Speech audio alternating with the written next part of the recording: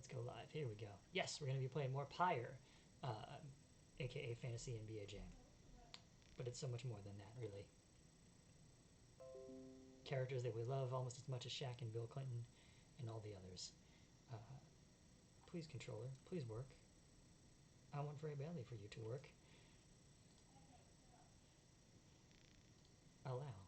Please pair. Yes! We have controller. Okay, we have controller. We have chat. We have game. Hopefully, I can remember everybody's voices. Ah yes, the Count of Ha'ob. Let's do it up.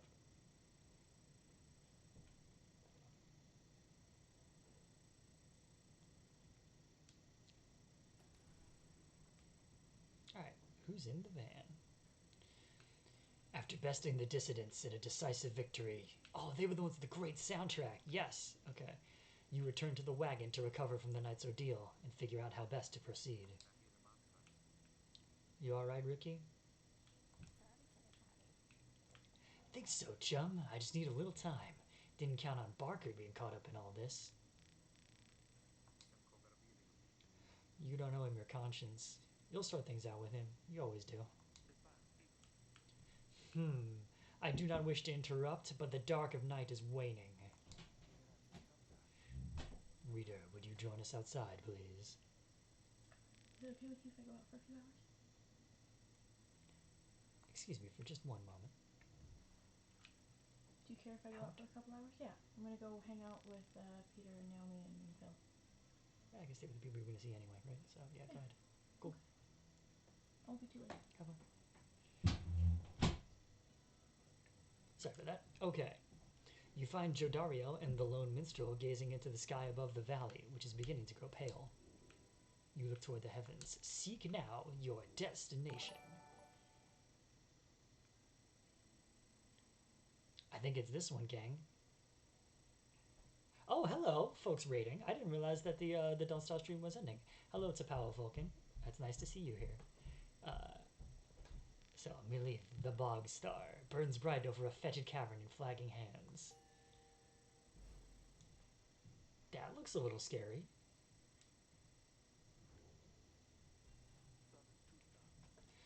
Then it is as I feared. We are to press further north, beneath the valley, into flagging hands.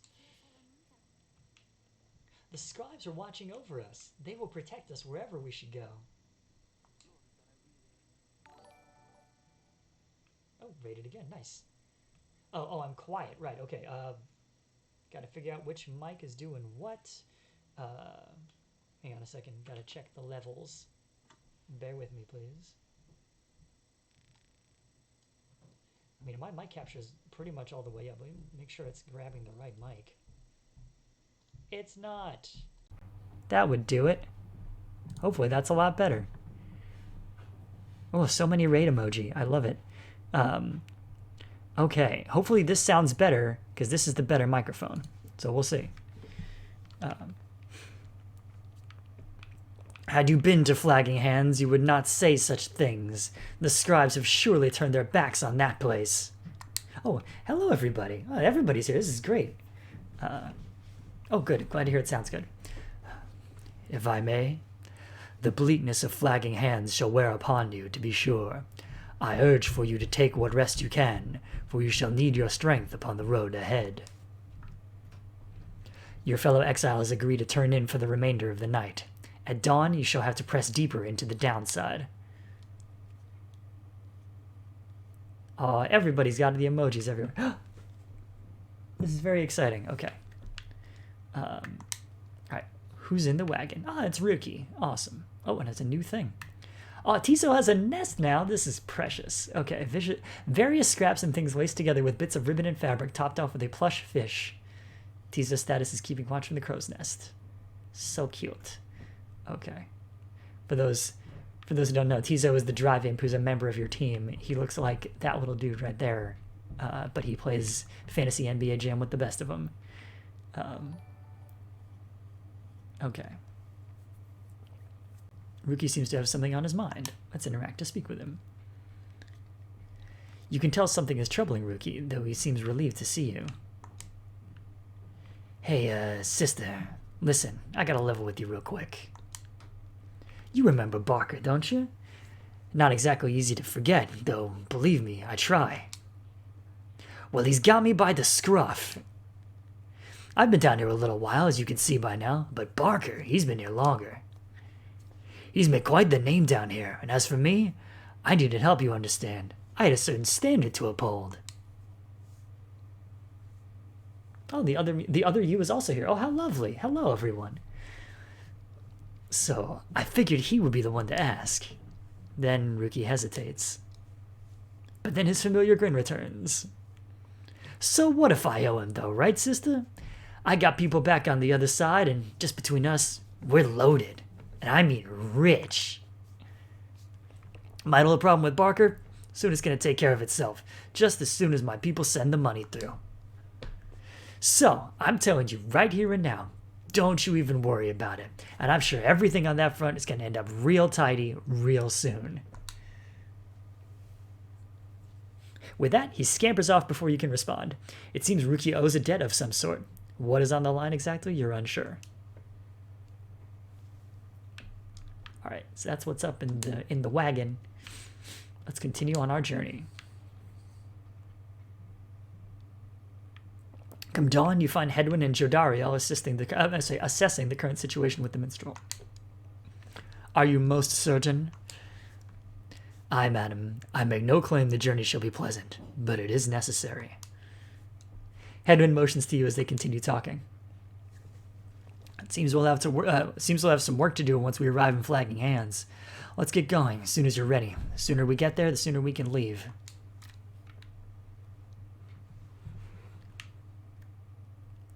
I guess this is where we're going. Vroom.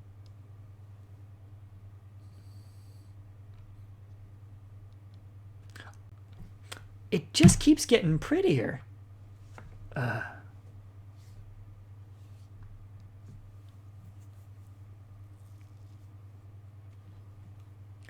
Consider how to proceed. Oh, wait. Let's see who's in the wagon.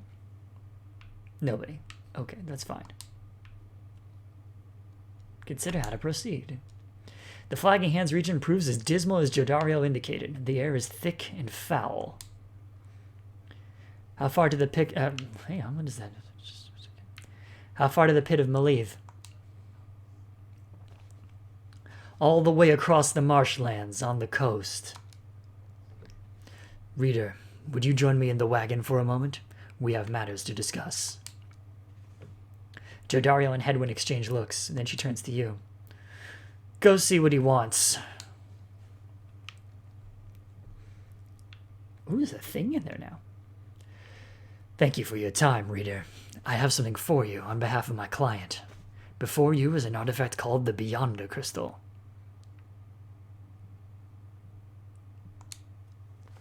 You observe a shimmering crystal of some sort beside the Book of Rites. As you have surmised, the triumvirates you are to confront during the rites shall stop at nothing to prevail against you. They have prepared for this for quite some time. The Beyonder Crystal may help you ensure that you are well prepared in turn. It is a resource now at your disposal, to be used at your discretion. Gaze upon it, and you shall see what I mean. Henceforth, you may use the Beyonder Crystal. It is calling you. Take a closer look. The Beyonder Crystal seeks Ruki.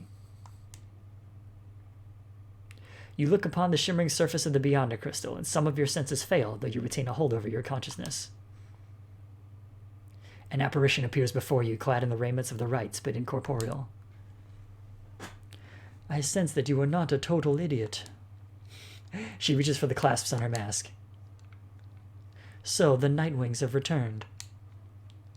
But where are my manners? You must be their lovely reader. Please, call me Sandra. We met briefly before when you first beheld the book, when you were stuck inside of it. I was among the phantoms your companions banished there, no doubt stroking their egos. You listened well enough to that damned voice. Now I suggest you listen well to me. Oh, the voice is a character? Ah, this is great. I didn't realize it was a separate character. Described within the book, it calls to you during the rites and reminds you of your exile, and sounds like a note-perfect David Warner impression. I am bound in servitude to you, along with any idiots whose freedoms happen to be intertwined with yours. I know the rights better than anyone. I soon can whip you into shape if you but take advantage of my services. First, I offer scribe trials to those friends of yours. If they can pass, it shall be worth their while and yours. Secondly, my Beyonders and I avail ourselves for practice rites, should you be so inclined. Or you could always come and chat, and briefly free me from an eternity of boredom. You have invoked Sandra from the Beyonder Crystal. What do you wish to do? Request of her a scribe trial. Choose an eligible exile to brave one of Sandra's challenges and earn a unique reward if they prevail.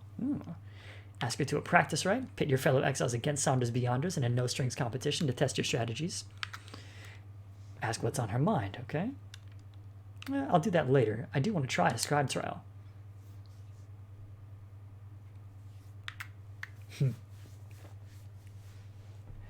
The narrator is actually part of the plot in a way that is not immediately obvious as a trope. Yeah, and this is a Super Giant Games game, so much like its forebears, Bastion and Transistor, the narrator, voiced by the same person, Logan Cunningham, is also a character in it, so there you go. And again, it isn't always obvious. Well, okay, it's obvious in Transistor. It's not as obvious in Bastion at first. But indeed, it looks as though one of those failures of yours is ready for a lesson in pain.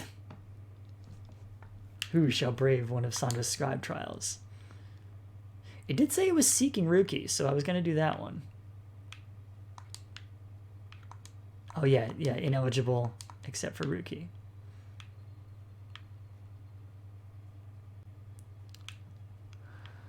It may not be the most useful talisman for this match, so let's see here. +2 quickness, that's pretty useful. I should have just set these all back here now and then reallocate them later. Does Tizo have one? Tizo does not have one. Okay, after banishing an Azure, it gains +1 up to this many times per ride. I think +2 quickness is going to be my best bet, so let's go ahead and do that. Hey, you're doing Ring Fit while you watch you play. That's excellent.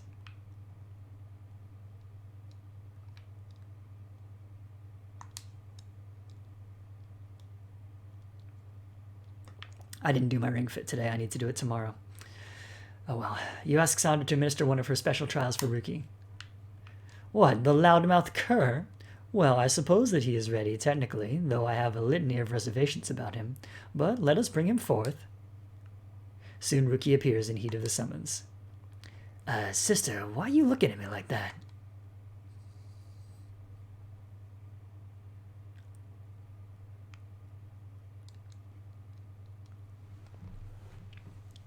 Alright, now I have never done a trial before, so this will be interesting.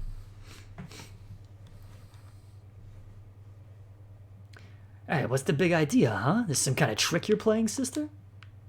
The apparition of Sandra appears and unfastens her mask. Shut your snout and listen well, cur. You answer to me here. What? Your mouth runs quicker than those stubby little paws. You have much to learn if you have any intent to prevail in the rights. Let us see how you fare without the benefit of your trusted comrades, save for your lovely reader. Aw, I got called lovely. I guess it's you and me then, huh, sister? Wherever you are.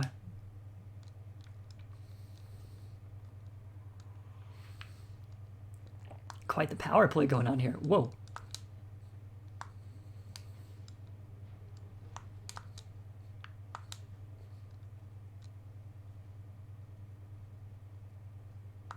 Oh, no.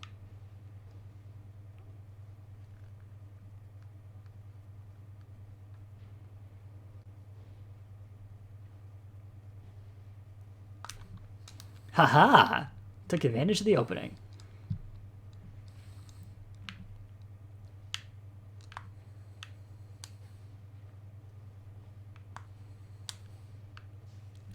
That got one of them. Oh, but it got me too. Dang.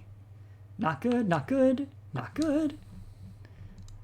They got me. Oof, and a lot of damage too. I'm not a fan.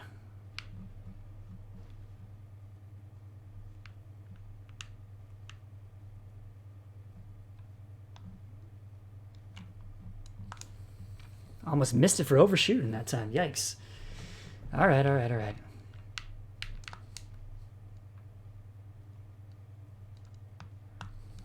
Ah, shoot. Intercepted. Oh, no. Dang it.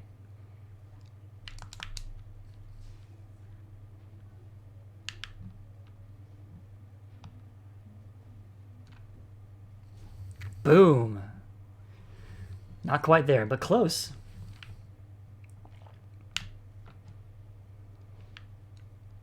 Okay, so all three of them are here now, so I gotta try and chase them out. Oh, shoot. Bad. Bad on every possible front. Oh, shoot. Nope, that's it. Restart right.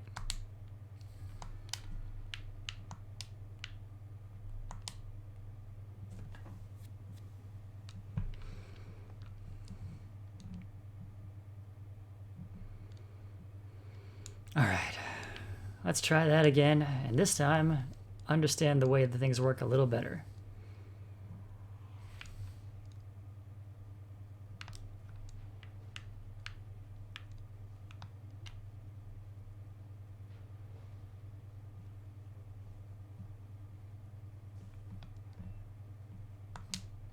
Haha, there we go. From way downtown. Bang.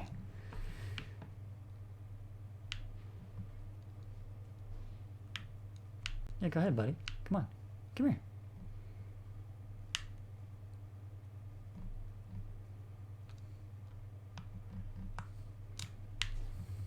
All right, that's another one down. 2 more to go. I mean, I guess I could shoot it in, but that gets even fewer points. Oh, wow. Good teamwork, gang. Oh, they got me again. No. Bad, bad, bad, bad, bad.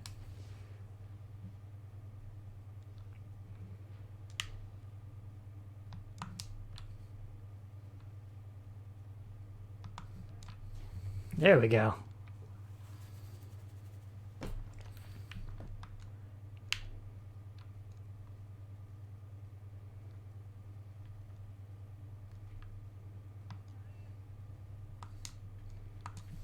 Oh, no. Well, at least I put the ball all the way back there, or the orb.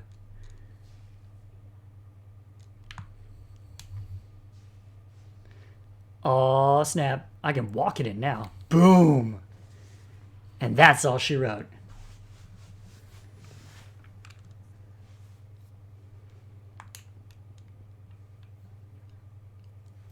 That's how we do it, right, system?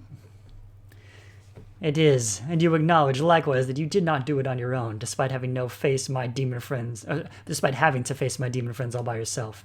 You passed my test, Kerr. Congratulations are in order, both to you and to your lovely reader. Now farewell.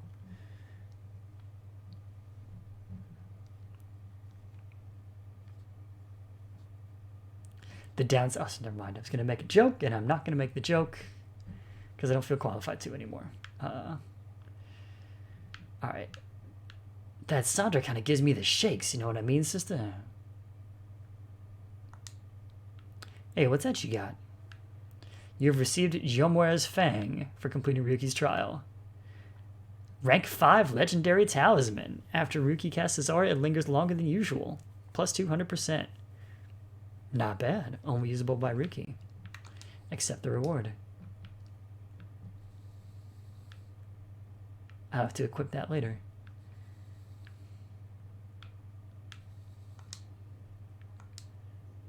Alright. Ask what's on her mind. I do appreciate the effort to make small talk with me, reader. Anything to break from the monotony of staring at the void within this place. Not that I could see it if I tried. She laughs at this, or maybe at herself. Certainly I can make talk with my fellow Beyonders trapped here as they are with me. You might expect that we would all keep each other company. There's just one problem there, however. We are all sick of one another. She laughs again, perhaps not at her joke, but instead at her predicament. I do exaggerate to some extent, but there is a certain truth in this. We have been stuck together long enough that we have grown more distant rather than more close. But I had best not wear out my welcome with the likes of you, as I have long since done with all the others here. So carry on for now, and if those fools with whom you travel learn something, come bring them forth to me, and I shall see to it that they learn some more. I'm not interested in a practice right now. So, farewell. I do know where to find you. You are trapped in the crystal. So, oh, I'm gonna take a second and pour myself a beverage. Because if we're doing sports, an adult beverage does not go amiss. So hang on. And I have so many of these left over from the holidays when we thought we were going to have more people over on a regular basis. What fools we were.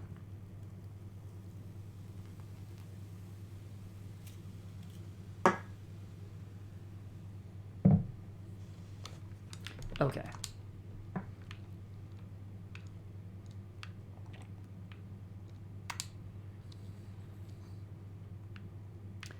All right, you find everyone is feeling rather miserable. You sense just being in Flagging Hands eats away at one's spirit. Only the imp Tizo seems unaffected. Oh, Tizo. So cute. Oh, most of the exiles lost one hope for the next rite. Suffer alongside the team. A moment, reader. There are several courses we may take through Flagging Hands. If you choose to prolong your stay, it may be worth your while. However, your companion spirits shall likely suffer more. 3 choices. Cold Moat, Plaguemont, and Fallowfield. The South Roof causes diseased and wilted plains. The Lone Minstrel says you can improve a talisman if you take a job here. In Plaguemont, the middle route, the Flagging Hands cuts straight to the Pit of Melave. Headwind suggests taking this faster route will reduce your companion's loss of hope. The north route runs through Flagging Hands, crosses a mass grave. The Lone Minstrel says you can get a valuable item if you take a job here. I can enhance talismans later, and I'll try and do it with a little bit less hope, but a unique item would be good.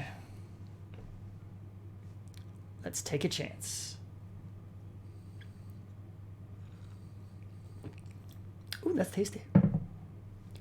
The north route through Flagging Hands is dismal beyond reckoning. There's little talk among your group, and yet you sense despair encroaching. Only Tizo seems unaffected. Lost yet another one of hope. Suffer alongside them. Later you accompany the Lone Minstrel in pursuit of his task here. Speak not directly to the living shade, and be true to your heart when responding to its inquiries, and make no attempt to look it in the eye. The Lone Minstrel offers these and other words of advice as you approach the burial mounds of Cold Moat,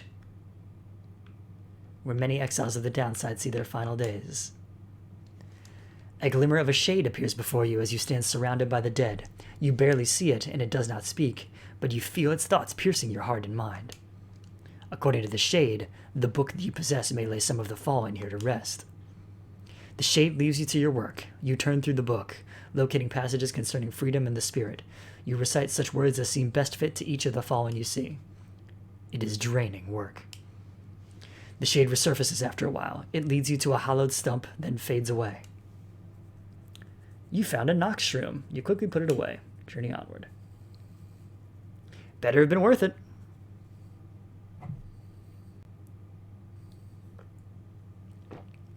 By the time you reach the Pit of Melave, everyone besides the Imp Tizo seems to be feeling even worse than before. You sense the desire to leave this place as soon as possible. Yet another one hope lost. Wow. Pretty vicious. Let's see here. Who's hanging out in the downside? It's Ruki. You find Ruki rummaging in the corner of the bandwagon. Hey, sister. You know what? It's good having somebody else around besides those two. So come to think of it, there's something I wanted to get your take on, and you have to promise to tell me honestly. Would you say, and I mean, what is, he hesitates, trying to find the words. Look, what I'm trying to say is, you sense something serious troubling him. He moves in very close, making sure no one else is in earshot. In sotto voce. It's about my mustache. I've been getting some conflicting reports about it. Would you say my mustache that it makes me look a bit, you know, unscrupulous? Ruki wishes to know if you think his mustache suits him. Say it looks perfectly fine, say he might be better off without it, or say nothing. I think it does make him look distinguished. You suggest that Ruki's mustache looks perfectly fine. He grins wide at you. Couldn't agree more, sister. I knew straight away that you were a real judge of character. Anyway, gotta check the wheels again for mites. See you around. He bounds off out of the wagon. Ruki gained 1 hope for the next right. Move on.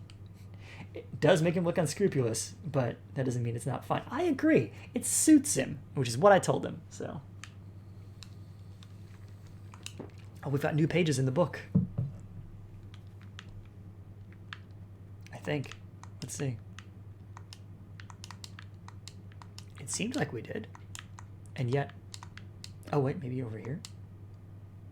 The robe collar, no. Saw that. Last Emperor. First Exile. Hang on.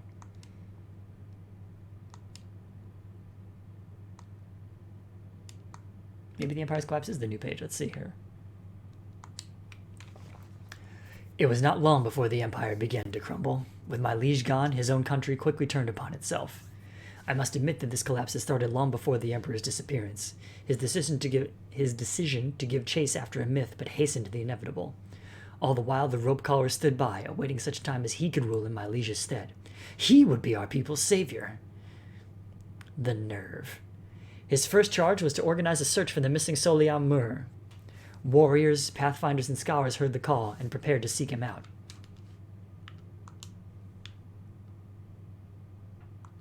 Close the book.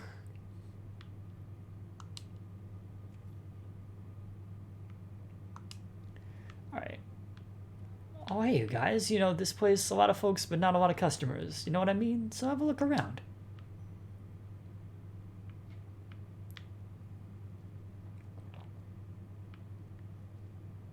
I don't really want to sell anything. I have a little money, but not very much. A pinch of stardust, pinch of stardust. Ooh, +2 for that one. It's a lot more expensive, though. Scribe Rock grants the bearer 2 presents. Not bad. Fatestone grants the player 2 hope. That'd be useful in this one. While carrying the orb, the bearer moves faster than usual by 10%. That's cool. It's expensive, though. Kerfang, when plunging into the adversary's pyre, deal bonus 2 damage. At the start of a right, the bearer's pyre automatically gains 7. That's pretty cool. I think I should save my money.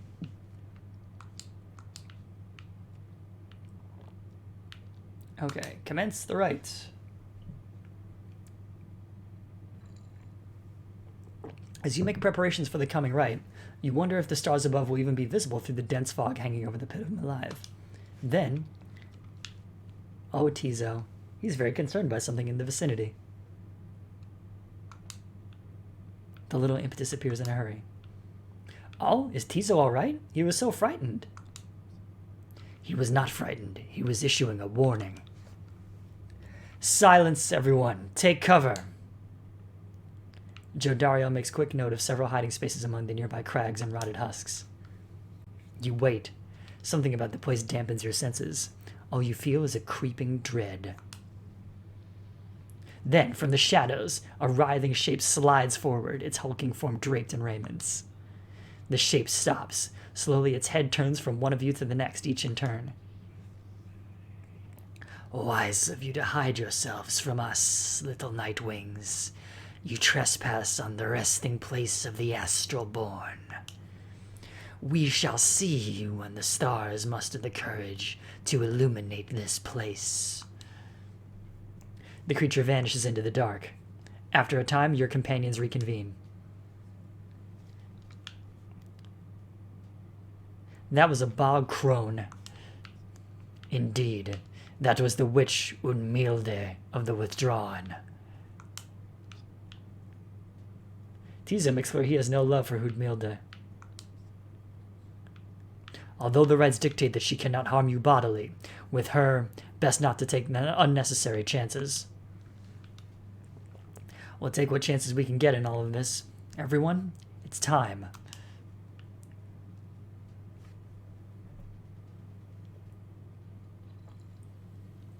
Oh, here comes that voiceover.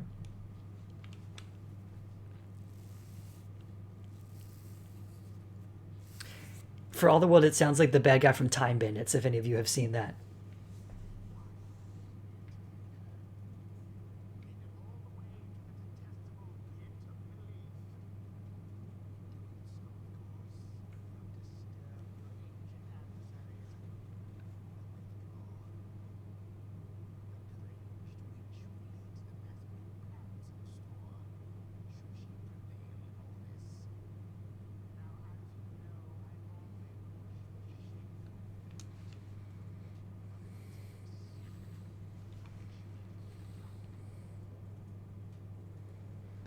Okay, so that time it was a little bit more Vincent Price and a little bit less David Warner. He wasn't doing his huge declamations, but... Alright. The crone Udmilda sees your companions gathered by their pyre. A little flame as that shall never warm you here, much less survive the night. Hear us, Islach. Who's that? A monstrosity described in myths and ballads, thought slain by the 8 scribes. Oh dear. Make the Nightwings suffer.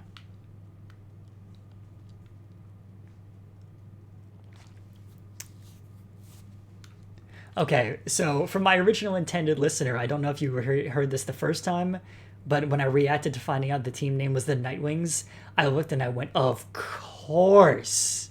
Of course. Anyway, Rookie trots forward from your ranks. Listen here, you old bag.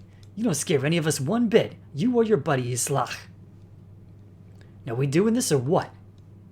The question hangs in the air for longer than is comfortable. It does seem to have drawn Udmilda's attention, however. Rookie begins to squirm a bit. Then Udmilda moves her slender fingers to her mask. Whoa.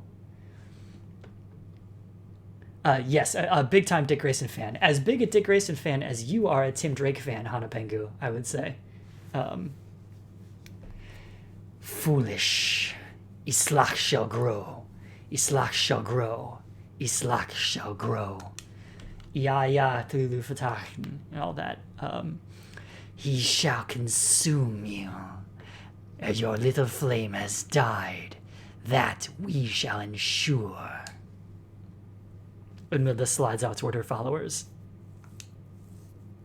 Rookie remains motionless for a time. Whoops. You're fine. What's the worry? Okay. Let's see. Enlightenment level for you is 2.5, 2 and not quite a half, 2 and very far less than a half, and 2. And 2 and change. Okay. So who is that just 2? That's Faye. Alright, so Faye's going in. Let's see here. Rookie's the only one with a talisman equipped right now. I'm going to go ahead and de-equip that. So let's see, who's my team going to be this time? It's going to be...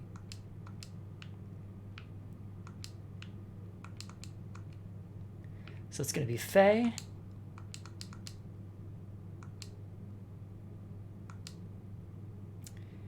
It's probably going to be Tizo. And Rookie. Okay. Rookie getting a chance to return immediately when banished by an adversary is pretty good. Oh, no, wait. I'm going to give Rookie his Fang. Duh. Because only he can use it. There we go. Faye. I also run Faye in fairly frequently, so... Well, Faye could use the quickness, actually, so I'm going to do that. There we go. And Tizo... After banishing an adversary against +1, it's not bad. I'll do the Moon Crest for Tizo. Okay. So who's my main? I think Faye's my main.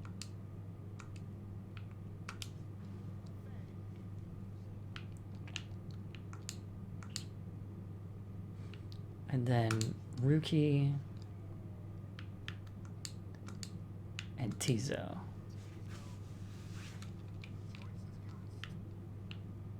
What's Tizo say?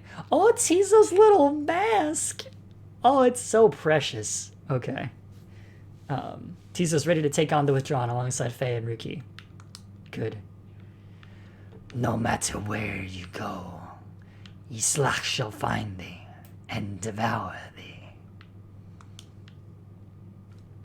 Creepy. Whoa, what's with that aura?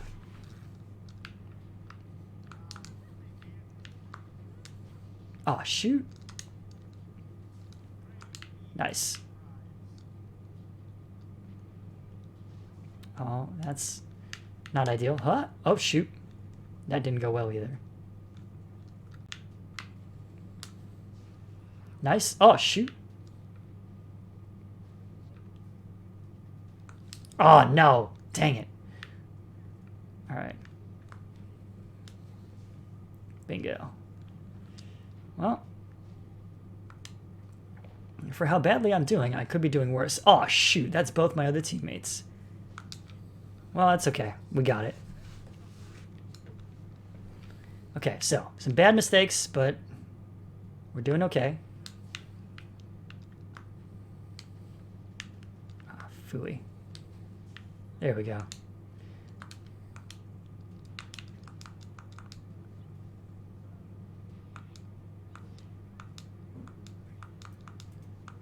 Haha! Tizo wins.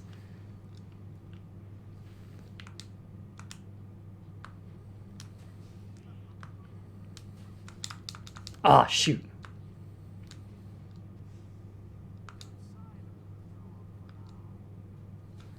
Running in. There we go.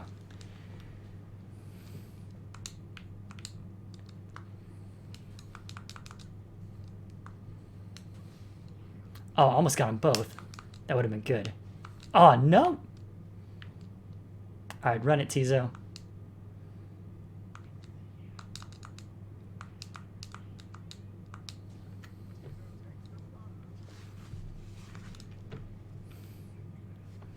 The lifeblood of Islach. It flows within this lair and beneath this world. His lifeblood, it shall engulf thee in such blackness and despair. Creepy. What are you doing? I like that none at all.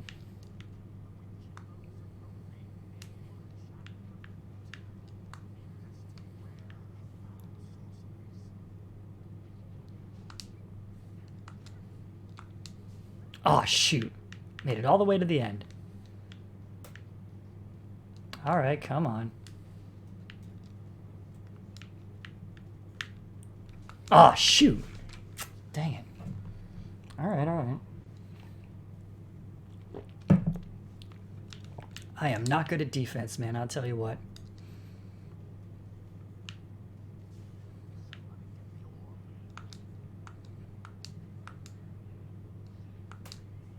Taking out my teammates, huh? I disapprove. Thank you, Tizo.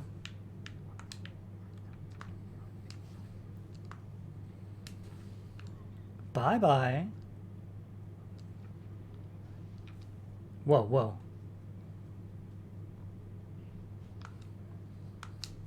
Oh, no.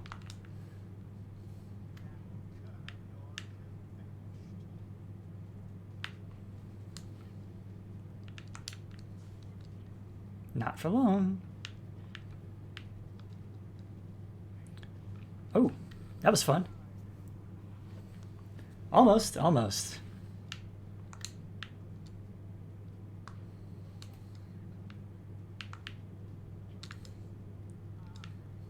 Oh, that was almost good. All right, hang on.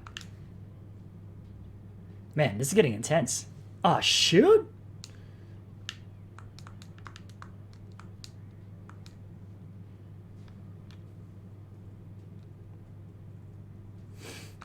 Excuse me. Ah, dang it.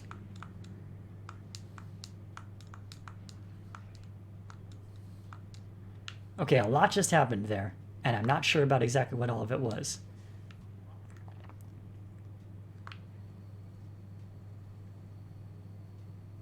But I know I'm playing defensively for now, until I can get Tizo back in the game. There we go.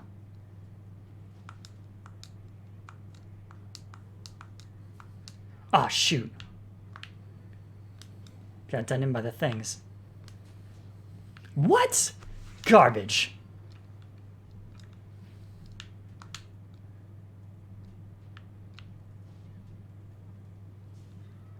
Get him, Tizo.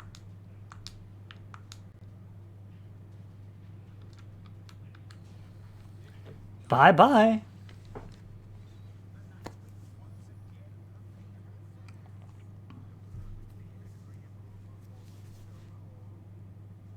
I mean, it wasn't a shutout, unfortunately, but we did win, so.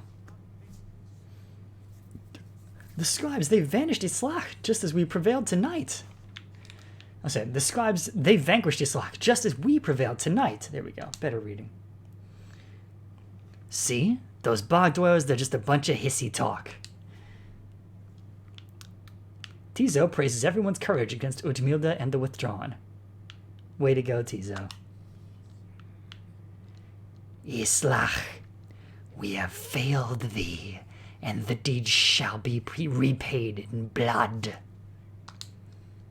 As for the fools, they shall be consumed, and everything around thee, from the soil to the stars, ye shall see.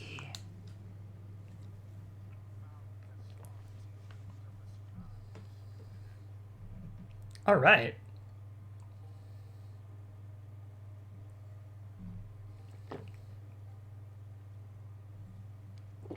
All right, team's doing pretty well. I don't think we had anybody level up, but let's see here. Oh, wait, Tizo did, I guess. Was Tizo not level 2? No, he is. He's got the thing. Or they've got the thing, whatever. So I think we're all set.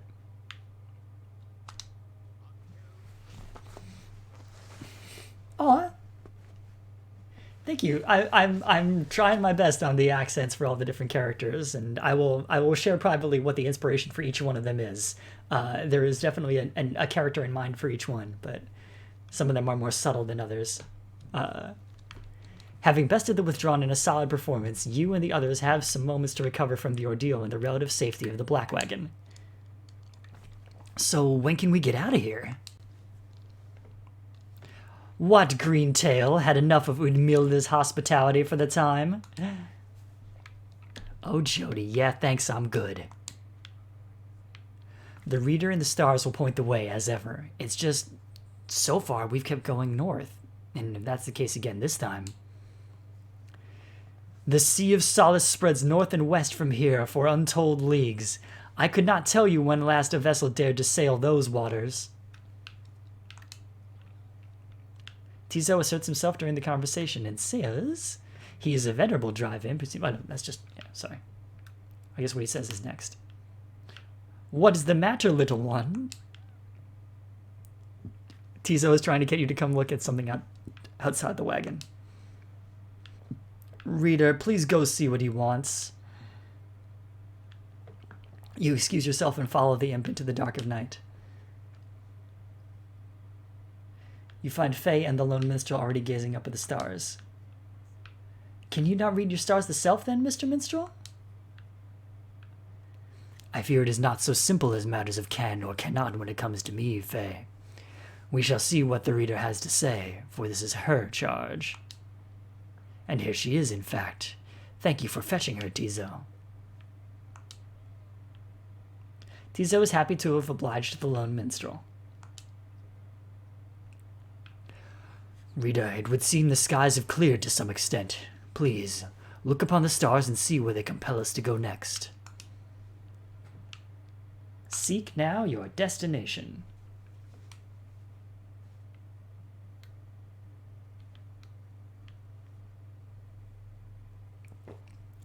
So far they said we'd kept going north. Yep. Ori's the Azure Star. The Azure Star burns bright over the ruins of a lost frigate in the Sea of Solace. Oh yes, for anybody who hadn't been watching previously, this, what do you call it? So this section just reminded me so much of Night in the Woods, and specifically of Lost Constellation within Night in the Woods, that I was like, oh, this is great, because my friends are playing Night in the Woods on their stream. Not right now, but regularly. The rights beckon you still further north, toward the middle of the Sea of Solace. That's not good. You're joking, right, sister? Does the reader seem the joking type to you, Greentail? We do not argue with the stars. You talk like we could just go right out into the water. Pardon my interruption, though. Perhaps we can. Say what? My client, Sandalwood. He has a way of anticipating such eventualities. West of here is a place called the Big Birchwoods. The proprietor is an old companion of his. She may be able to assist us. Big Birchwoods is apparently a small bog-dweller outpost at the edge of the sea. All sorts of contraband used to come through there, some of it fatal if touched or inhaled. Yikes. Headwind's smile returns. That sounds like our best shot right now. Let's pack it up and move as soon as possible. What's up, gang? Alright, Lone Minstrel. Greetings, reader. It is good that you are here, for there is something that I wished to tell you privately. Do you have a moment? I shall not keep you long, though I know your time is precious. I wish to tell you something of the rights. Yeah, hear him out. What else am I doing? You bid him to continue and make clear your interest in whatever he has to say. Very well, and thank you for your time. And I should further note, matters that pertain directly to the rights I must reveal to you alone, for thus I am obliged. In any case, when you confronted the Withdrawn and the witch Udmilda, you might recall she tended to invoke a certain name. Islach, the Astral Born. I hesitate to say it even now. You would be forgiven if you took the ravings of Udmilda for mere nonsense. However, her words, as it turns out, ring with a certain truth. Before the union of the 8 scribes, when first they found themselves here in the downside... Hang on. Okay. This land was even less hospitable, if that can be believed. It was ruled over by the greater titans. Hang on. Colossal monsters that once roamed the downside. Yeah, that makes sense. Wait, what does that say? The scribes took together, slew them one by one, and through this forged their bonds. Oh. The one called Islach was the eldest and most fearsome of the lot. Just the same, the scribes managed to defeat it. They later used Islach's own hide and ichor. I never liked ichor. I always said ichor. But anyway, own hide and ichor to bind the Book of Rights. However, Islach did not truly die, for by some accounts it seems to be incapable of death. The creature is regenerating even now, though very, very slowly. Its vow is to devour this land and everything in it. Only then can it return unto whatever plane that banished it to ours. So if you make a vow to devour something, are you a devour-vower? Anyway. So in a way, it is in exile, just like you. If ever should the creature be reborn, it shall be many ages hence. Thus the ravings of Udmilda are more or less inconsequential for the while. Yet the history of Islach is inexorably linked to the rites, and therefore must be known. I trust your research of the book shall lead you to discover more in time. I hope all of this is of some reassurance, and now I leave you to your more immediate concerns. I shall go check to see how everyone else is faring at this time. Oh, I'm glad somebody laughed at my joke. He heads out into the evening, bidding you a good rest of the evening.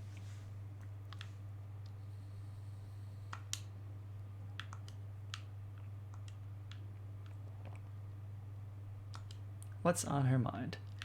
Are you sloshing all the way across the flagging hands right now? A hideous place, or so I understand, for I can neither see it nor experience its wondrous aroma, as you surely can, although perhaps you are accustomed to it now. The Nightwings of the past misliked the place, of that I can assure you. We share a common misery. Now please, leave me to mine, unless there is a service you require me to render at this time. Okay. Take care of yourself, then. Enjoy being out in the land of the physically corporeal. 'Cause I certainly can't. Continue your journey. Big Birchwoods.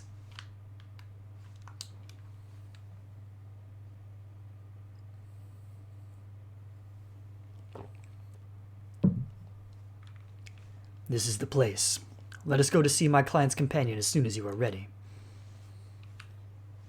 Yeah, well, I mean, hold your horses, as it were. Hold your drive, imps.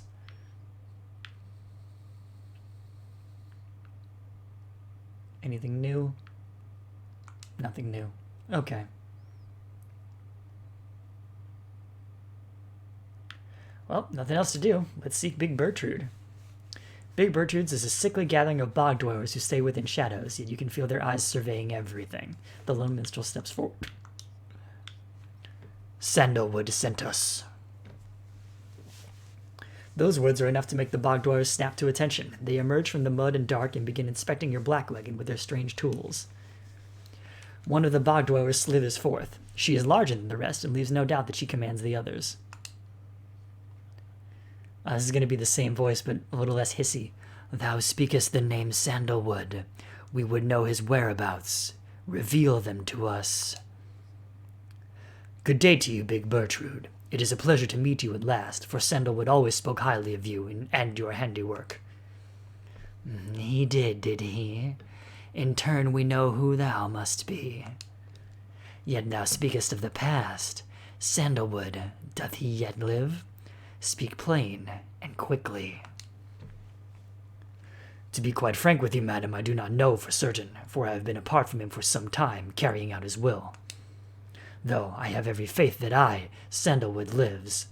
As for his current whereabouts, I understand that he awaits us somewhere in Wakingwood, beyond the waters. We wish to seek him there, though, as you can see, our wagon is ill-suited for the task. The one called Bertrude frowns at this, studying the Lone Minstrel all the while. Indeed, then leave us. Return at dawn. That is all. By your grace, Big Bertrude. The Lone Minstrel turns away, but Hedwyn stops him. Hold on. Are you sure about this? Leaving the wagon in their care? All should be in accordance with my client's plan. You keep calling Sandalwood your client. He must reward you well. In a manner of speaking, he helped me find a sense of purpose I had thought lost. Hedwyn nods at this and then turns to you. Well, my friend, I guess we'll see what happens, right? I'm off to let the others know. You find yourself with time for your vocations while the bog dwellers go about their business. What downtime thing do I want to level up? Study in private to gain a small global bonus to your fellow exiles. Search the surrounding area for valuables to add to your stash of goods. Or teach fellow exiles of the old ways to raise their individual rank in the rites more quickly. I see, like last time I studied in private, this time I'm going to gather resources. A mystical artifact in the acid baths, or something Falcon Ron values in the flayed vines. I'll go with that. Well, sister, had enough scrounging for one day? Usually there isn't much, but if you never look, you never get. And believe you me, it adds up. Ooh, tombstones. It's a trade item, and it's worth 70.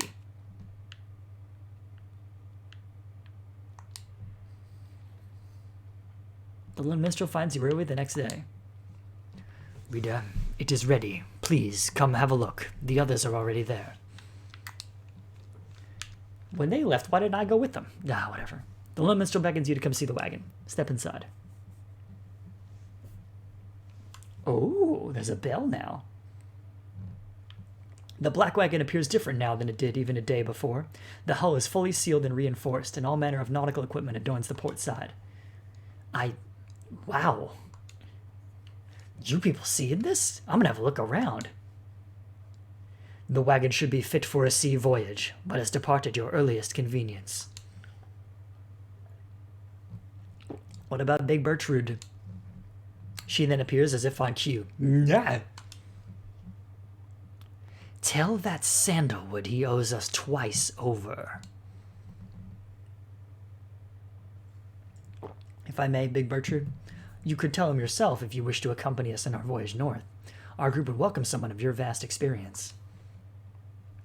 Dare thee make flirtations upon us? No, Enough. But should ye see that Sandalwood, tell him also to come and visit us again. Now be gone from here, and tell no one we were paid in favors. She slithers off without another word. Soon the Lone Minstrel breaks the silence. We are fortunate that she assisted us, but we should go just as she said. I know the navigational controls and shall explain. This is so exciting. I don't know how to... This is so exciting. I don't know how to swim. There we go.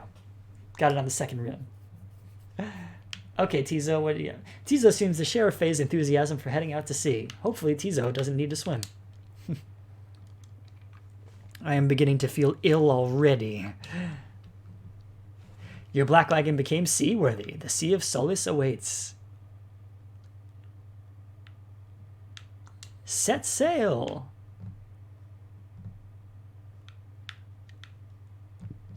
The Worm Gulf. Before she left, Big Bertrude shared knowledge of a current that would draw you out to sea. Let's see if we get interrupted or anything. Fancy stuff. I like that.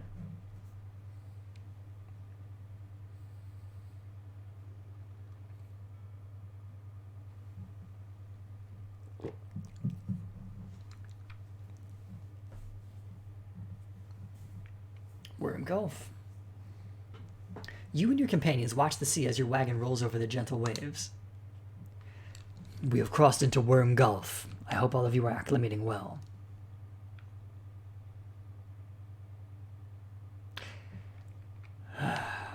Okay. There is no acclimating to these worm-infested waters. We risk everything to sail here.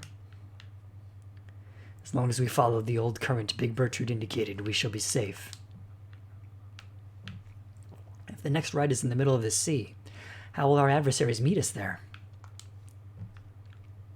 They shall find their way as we find ours. It is all part of the scribe's design. Now, reader, please confirm the next point on our sea journey. We seek the Hulk of Oars. According to the stars, the next ride shall soon commence here. A carcass of the doomed exploring vessel Dazraban, lost in the waters of the downside. Ooh, a wrecked ship. Wait. Now I want a boat emoji despite the dearth of practical applications. Well, if you play Spiritfarer and Far Lone Sails and You Must Build a Boat and Sea of Thieves, like, I have a lot of those games and I would be happy to play them alongside you. So, especially Sea of Thieves. Let me know if you ever get that. I would be a pirate.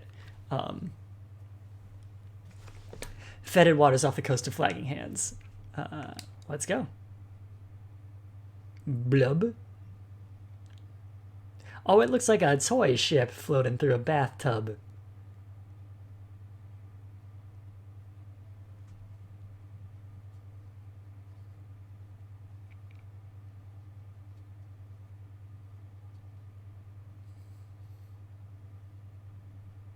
The wagon continues rolling gently across the waves, which seems to you a welcome change of pace after having come from the Flagging Hands not very long ago.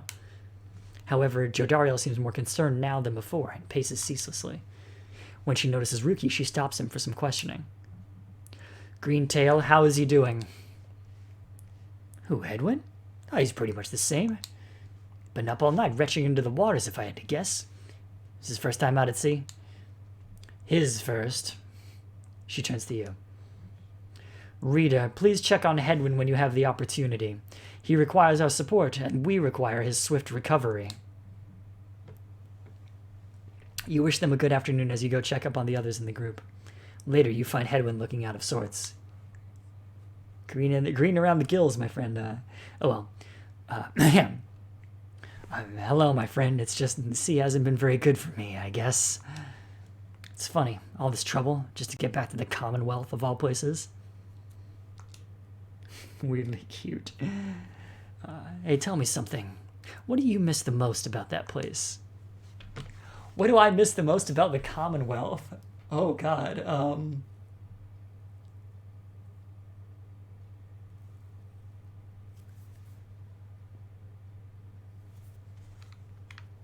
I miss Do-Re-Mi. Do-Re-Mi is what I miss most about the Commonwealth. But it is the friends I had, so... You tell them that there were those who did support you over the years, and that it pains you now to be apart from them. Yeah, I hear you, my friend. There's someone I miss terribly back there myself. I'm sure that when you make it out of here, your loved ones will be waiting. Yeah, sorry. Anyway, I'll be fine, I think. Thank you for checking up on me. You sense he wishes to be alone. There's not much to be done for him now. It appears Hedwin is too ill to conduct the next rite. May he soon get well. I am sorry for the interruption, reader. Please again confirm the next point on our voyage. Here we go. What's going to happen between now and when we get there? Nothing except more pretty. Sea of Solace. By the scribes, the sea. I didn't know it was so beautiful. Having escaped the waters of Worm Gulf, you now can see what must be the hulk of oars far beyond the horizon, or far on the horizon. Not everyone has taken well to the sea voyage, however. Uh-oh, Tizo. Tizo's wondering if Hedwyn is feeling better. He requires further rest, Tizo. All we can do is wish him a swift recovery. Reader, madame. At some point I set my gender to female, and I don't remember doing that, but I'm okay with it, because it's entertaining. From this point, our voyage must diverge from Bertrude's instructions. Please, consult with your companions about which course to take. Okay, we've got Under King Pass. Faye believes that the 8 scribes shall bless you here.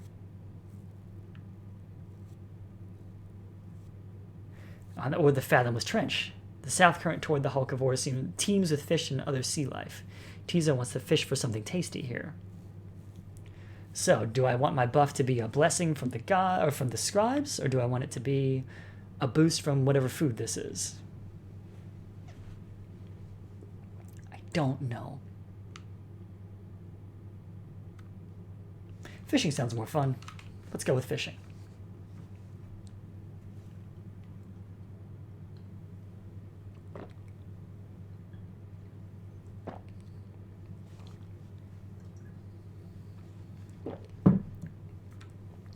The sea is peaceful for the most part, save for the occasional strange shimmers beneath the surface.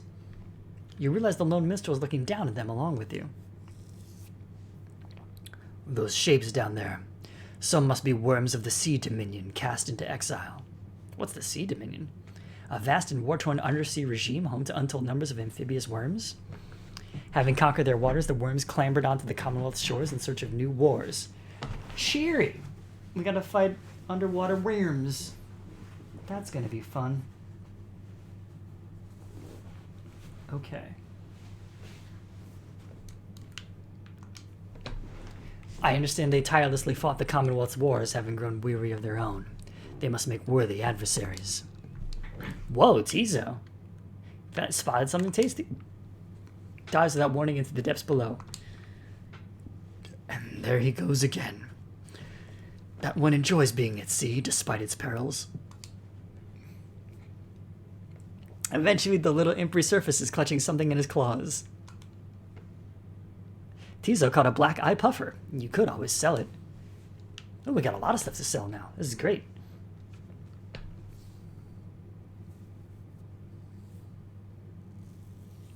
At last you arrive at the hulk of ores after journeying across the sea.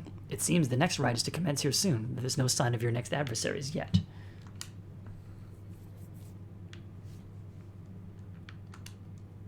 Oh, we got a new page.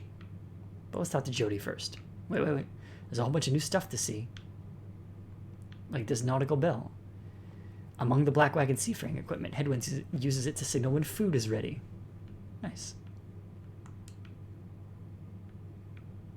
And something behind Jody. Reader, a moment of your time. You ask what's on her mind. Hedwyn. He is beginning to recover from his illness. However, its sudden onset serves as a reminder, I believe. I have known Hedwyn since he was a child. Even now, I hesitate to say he's grown. Nevertheless, there are such things that even I would never say to him directly. For instance, I struggle with his confidence at times. Whether he leads us to our freedom or our doom, I am ambivalent. Speak not a word of this to him, of course, in case that is unclear. I shall tell him in my own way, and if and when the time requires. In any case, when times remind me of his mortal weaknesses, I end up having to consider what should happen should we become separated permanently. She trails off a while. What I meant to say is, you should know that I am fully pledged now to this quest of ours, whether Hedwyn is the one who leads us to its end or not. I have my reasons. One of them is him. I expect the same holds true for you. I mean, I'm not motivated by headwind, but sure. That is all I wish to say. Take care, reader. She nods and brushes past you toward the door.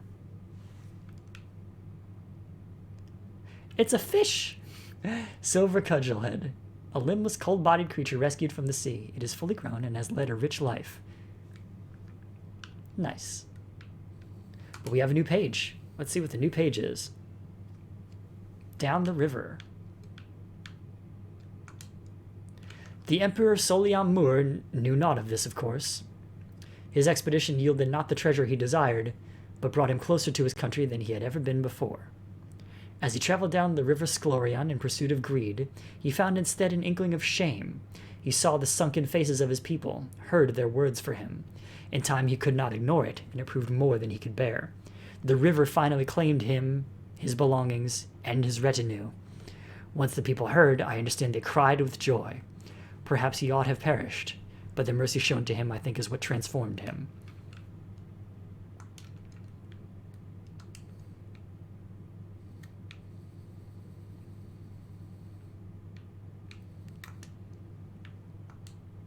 Is there a new trial? There is not a new trial, but something new is on her mind. There is an undulation I have sensed, reader, which means, I think, that your black wagon sails the seas. Am I not right? Of course I am. She laughs at this, or at herself, perhaps. Yeesh. Yes, very good. I scarce remember the sea. It has been a little while since I bathed in it, you understand.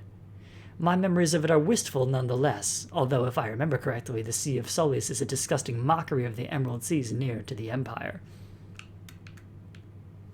The Empire of Sar dominated the known world for millennia till the doomed reign of Soliam Mur.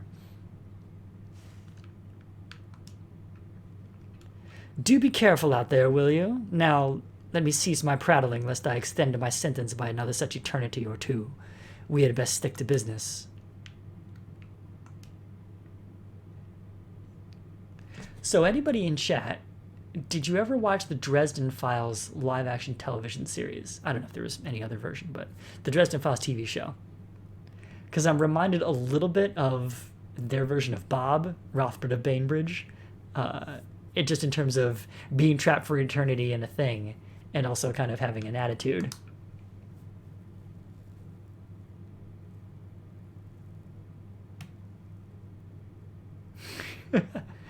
Of course you love Bob. Bob is wonderful. Both Bobs are wonderful. Both Book Bob and Rothbard of Bainbridge are wonderful. So.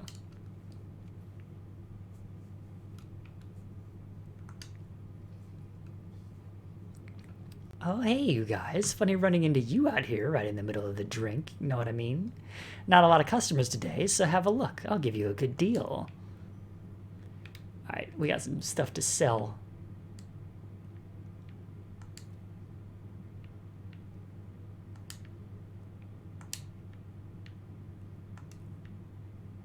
So we're up to 185. Oh, and we can sell the fish too. Oh.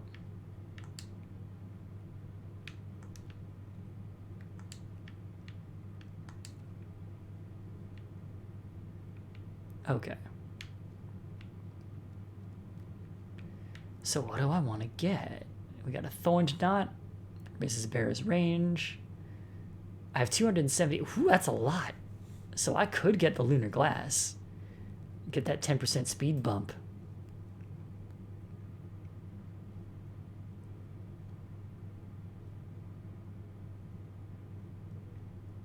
I mean, or I could get a lot of these other things also for 200. Like most of the other things here. Which might be the better deal.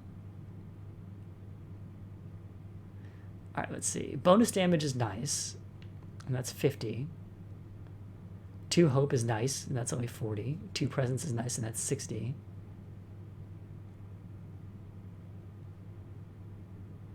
Maximum range on aura casting, that one's not as great.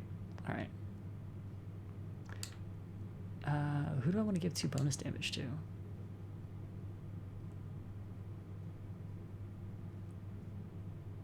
I might want that presence one, though. That's good. Yeah, let's get that. Cool.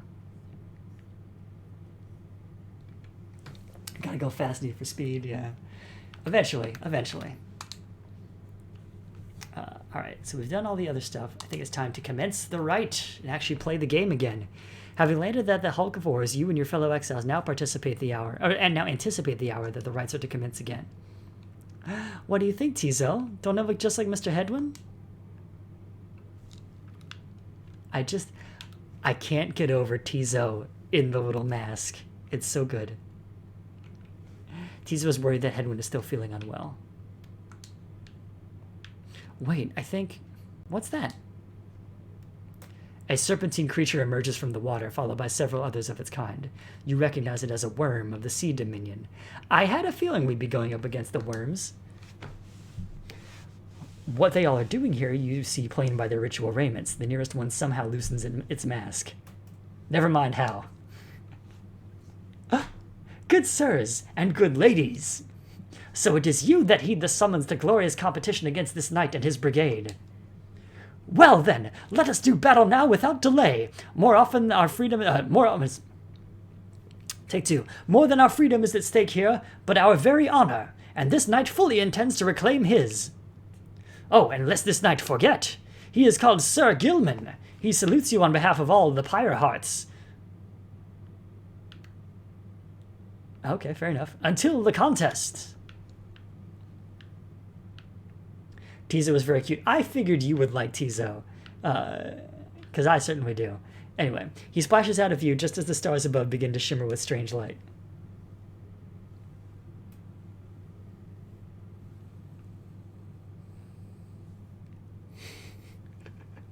Had to unlock its phone screen there. Bing, bing, bing, bing, bing, bing.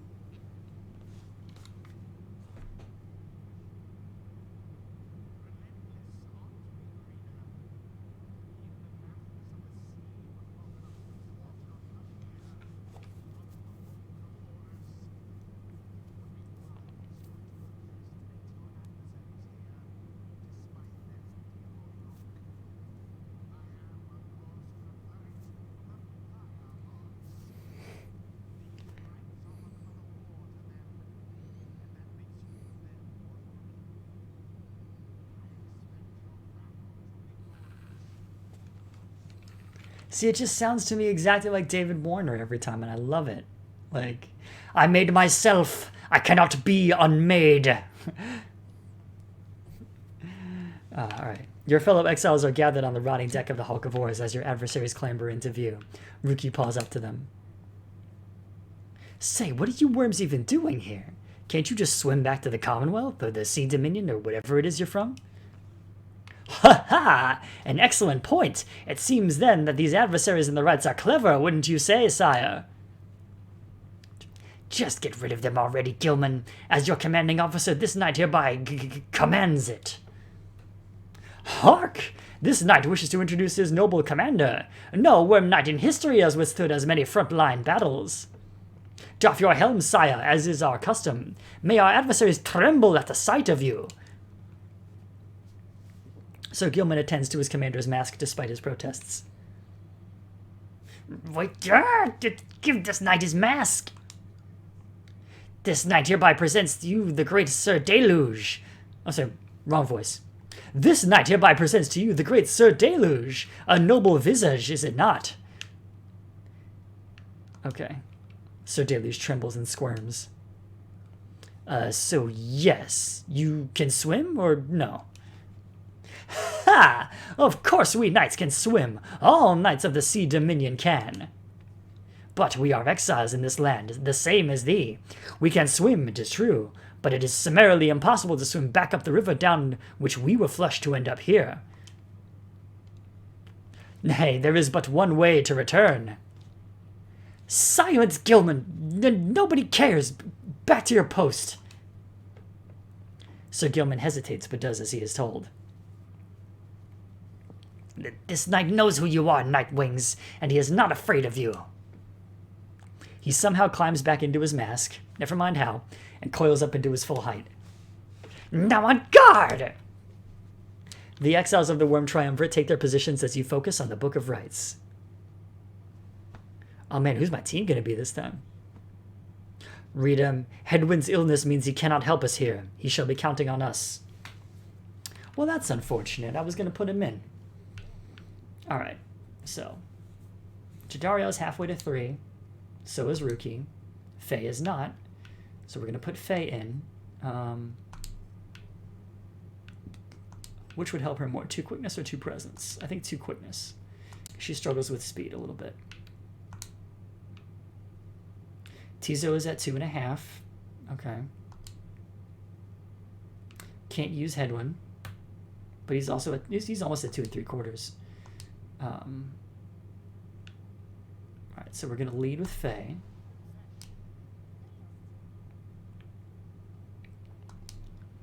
So is anybody not at 2.5? Ruki's a little less than 2.5, so Ruki goes in. And now of my remaining people, there's Headwind and Tizo. And of the 2, let's see here. Jadario and Tizo. So Jadario is at about there. Tizo's at about there. It's going to be Tizo. Okay.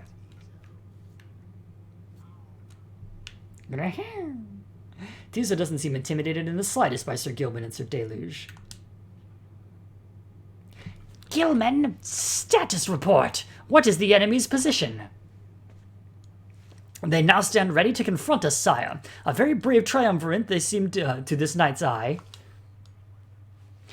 Brave? Air-sucking monsters, one and all. Pyre hearts, be ready.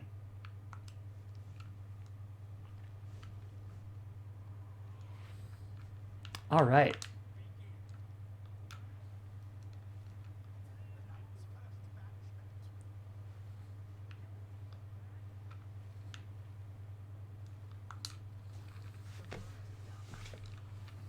All right, that's 1 down.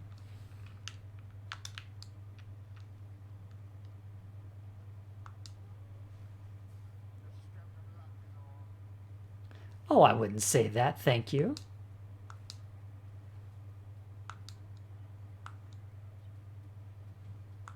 Oh, this is interesting.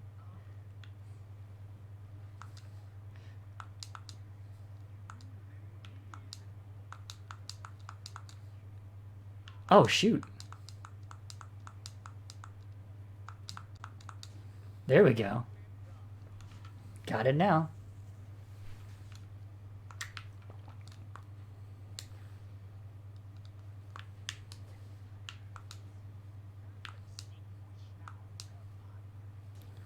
Yeah, will do.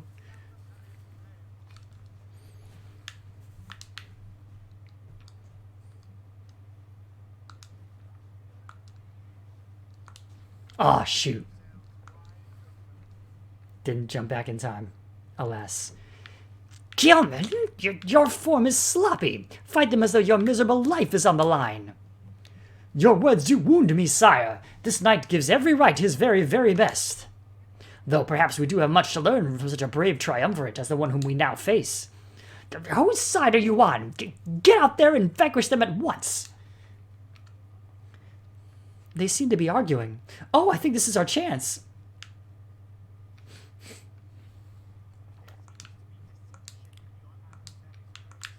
There we go.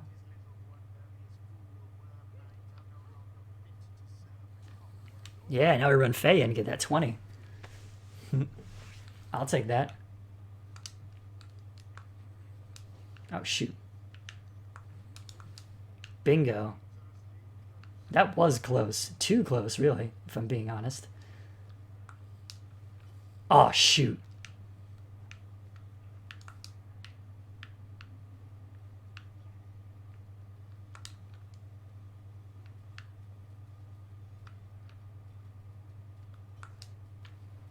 Bye.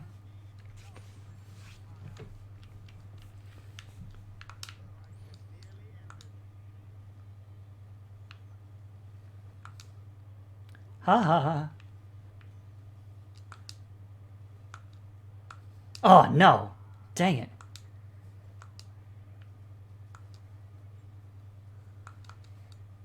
Oh, shoot.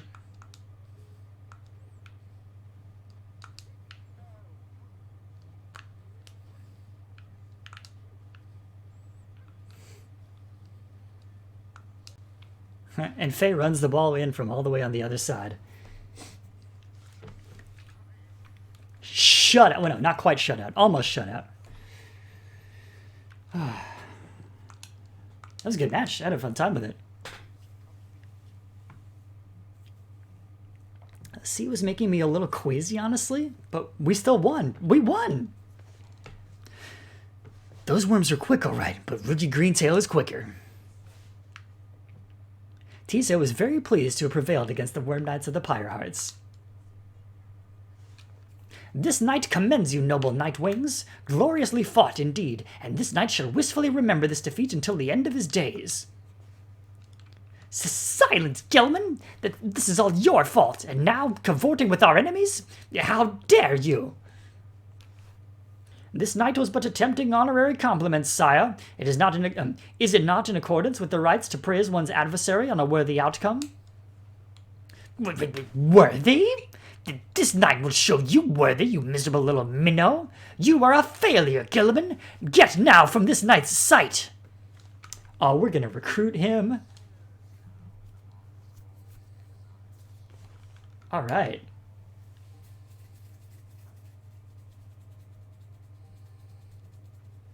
All right, so everybody leveled up a lot.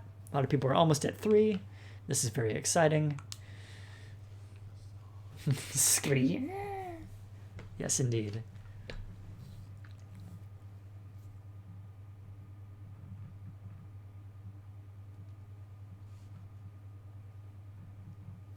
After prevailing over the Pyre Hearts with ease, you at last return to the wagon with your companions.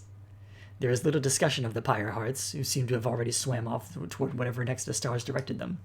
Instead, your fellow exiles' attention turns towards your companion, who was absent for the rite. How is Hedwyn? The Lone Minstrel makes a sound, but no words form, as yet. Something is troubling him. I urged him to remain bedridden. And he simply would not listen. I am very sorry, but... Wait, what? Everyone stares at the Lone Minstrel in stunned silence. The Lone Minstrel breathes a heavy sigh. But then... Hey, what's with the long faces, everyone? Minstrel, I should wring that neck of yours. As I was attempting to explain, Hedwyn is already up and about, despite my having strongly recommended further rest. Those that are unaccustomed to sea voyage and take ill, they are very likely to experience further symptoms if they do not remain bedridden, or at least sedentary. Hedwyn is running a considerable risk of having to spend another night in great discomfort. What are you, a doctor? Nay, although I traveled once with one extensively. Look, I appreciate your caution and concern, Tariq, but I'm pretty well accustomed to discomfort here, and I had to see how things turned out tonight. I haven't had to stay out of a rite like that before. So, you are back among the living then, Hedwyn. I was just seasick. Nevertheless, your full recovery requires rest. I think we all could use some rest. Oh, wrong voice. I think we all could use some rest after tonight. Anyway, thank you everyone for your concern, and I'm sorry that I worried you or caused you further burden. He turns to you. My friend, what do you say we figure out where to go next? I'm beginning to miss being on solid ground. You follow him outside where the night sky awaits. Hey, I wanted to thank you for conducting the rite back there without me being there. I can rest easy knowing that you and the others would get through it. Anyway, I'll leave you to your reading. Can't begin to imagine where we'll be off to next. We're well past anywhere in the downside I've ever been. Even Jody hasn't gone this far. He bids you a good evening, and as you turn your attention back to the sky, the stars shine down upon you. Seek again your destination.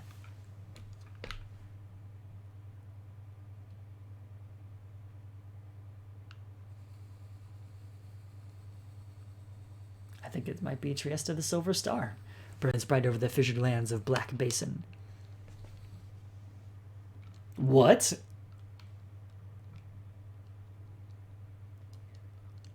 Still further north, then.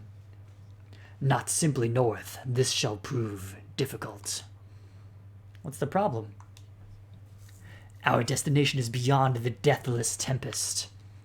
A tempest raging seemingly for all eternity.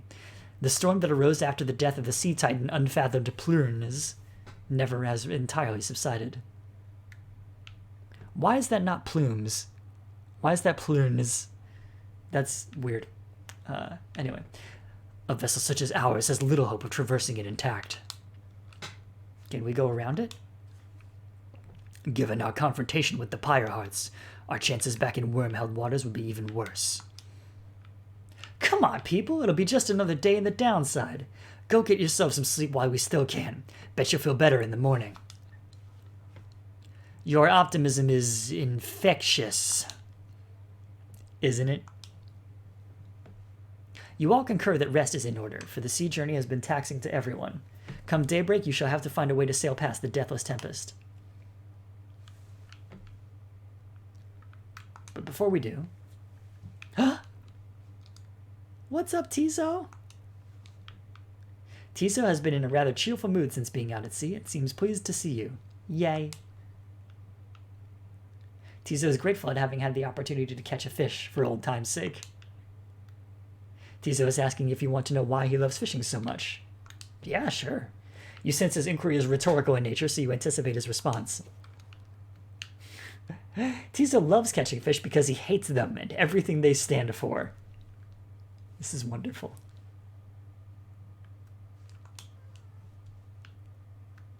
He has devoted his life to the eradication of their kind ever since they killed... Okay, now it went dark. Ever since they killed his family.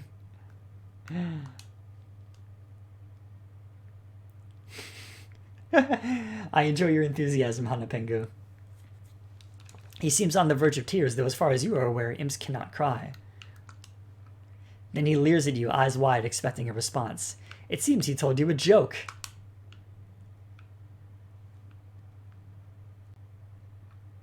Laugh heartily. Tiso seems like he could use encouragement, assuming what he said was, in fact, in jest. You muster your best belly laugh following Tiso's joke. He stares at you sidelong for a moment. Tiso admits the real reason he loves catching fish is because Falcon Ron pays a lot of salt for them. He snickers back at you and bounces off. Tiso gained one hope for the next rite. Wonderful. That little scamp.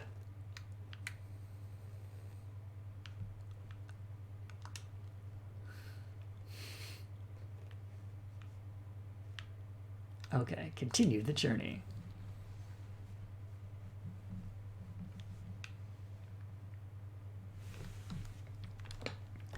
Okay, what do we got? Ragged Rock. Passes by the old carcasses of ships long gone. Rookie spotted wreckage in the area and believes there could be valuables to find. Or Frothtsea. The south current towards Thornwall blooms with large sea creatures. Tiso seems very eager to see the wagon head in this direction. Alright, Tiso, you told me a good joke. We're going your way. Of course Tiso is goals for you, Hanapengu. Of course. The imp Tiso has been much more animated even than usual. What is it, little one? Tiso seems to think something very delicious is in these waters. He keeps on screeching? I don't think I've ever seen him like this. Wait, what is he... Just then Tiso dives into the waters and vanishes into the depths. Oh, I hope he can swim. He can, but he appears crestfallen when he finally returns, his claws empty. Tiso is very disappointed that whatever he attempted to catch eluded him. Faye begins to sob uncontrollably. The two revel in each other's misery for a time. Faye and Tiso lost one hope for the next rite. Well, dang it! That's not the outcome I wanted. Aw. Okay. You and your companions look upon the deathless tempest. The stars demand you sail beyond it, yet the very thought is beyond reason. Then something in the nearby water stirs, and from it springs something familiar. Hold, good ladies and good sirs! This knight beseeches you to hear him, if you please. What is it now, worm? The rites are ended. We have no further need of you. Oh, but you do, and in turn, this knight has further need of you, good lady. Out with it, then. Let us be joined. Let this knight join you. Please. Can you believe this, Hedwyn? Not really, no.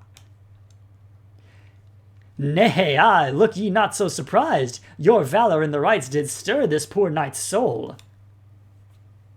He swears to you upon his long-lost honor as a would-be knight-errant of the sea dominion, that he shall serve you to the end.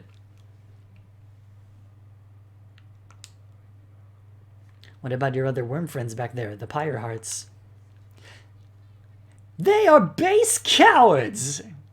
This knight can no longer abide such spineless characters, having witnessed true glory in our clash upon the hulk of oars. Never before have we been trounced so thoroughly. I mean, we did beat him pretty bad. And furthermore, this knight shall aid your passage through the deathless tempest. Is it not so that you seek passage to the north? With this knight's aid, you shall achieve your wish. Sir Gilman continues to persuade you for quite some time. He seems to know a way to cross the storm, some sort of long-held secret among worms exiled to these waters. Jodariel pulls the rest of you aside after Hedwyn gives her a look. Are you most sure that Sandalwood would want this thing along? Mostly sure. Sandalwood wants someone for each mask, and this one seems about as good as we're going to get. Jodariel glowers back at the worm, who tries his best to look presentable. Hedwyn is more gracious. He tells Sir Gilman that if he promises to help you cross the deathless tempest, then he can come along for now. This knight is overjoyed, and he hereby swears to see you past the storm. Bit of his screen is cut off. Oh no, well that's unfortunate. And I could not interpret what the heck Sir Gilman was. Had to look up an image online. Oh shoot, well, I'm sad that it's cutting off part of the image. I gotta figure out how to fix that. Actually, let me take a second now. Maybe there's a way. Maybe... Whoa. Hang on. That should be better. Let's try that.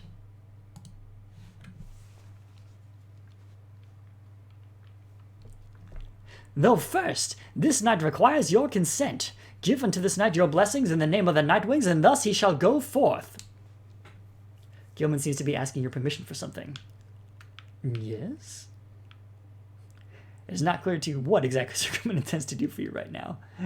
Okay, let's see here. Okay, good. As you begin to say something in response, Sir Gilman cries out in triumph. He vanishes into the depths, yet though through this close encounter with him, you cling to some sense of where he's going and what he intends to do.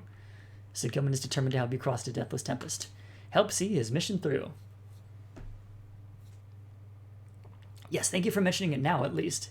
I just had to adjust the size of the capture window in Streamlabs, so...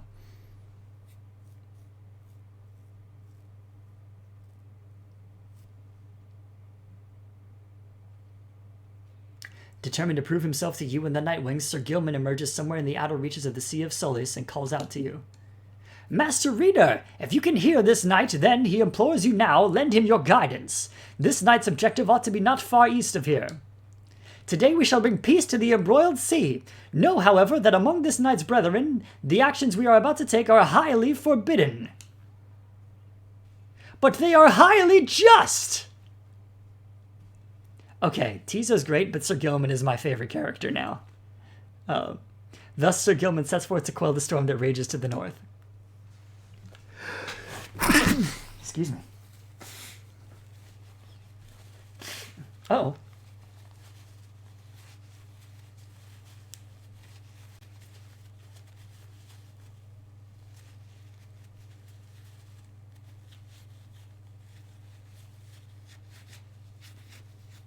Sorry. Having trouble breathing, which means having trouble doing anything.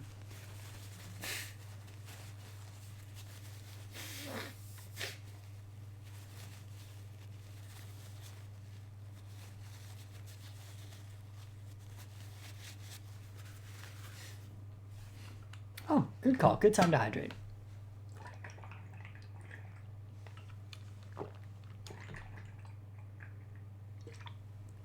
Okay, much better. Now, Let's go see what Sir Gilman's got.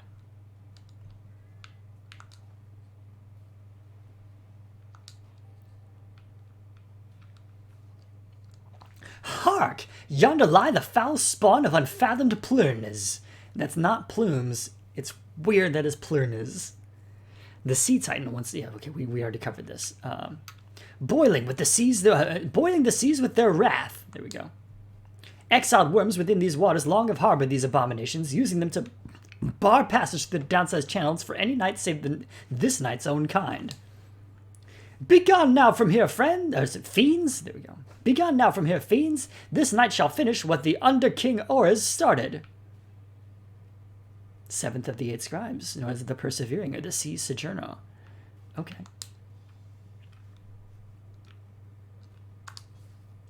Oh, interesting. So I don't have a normal...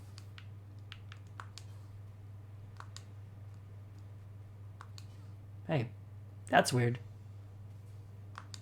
There we go. Now we're getting somewhere.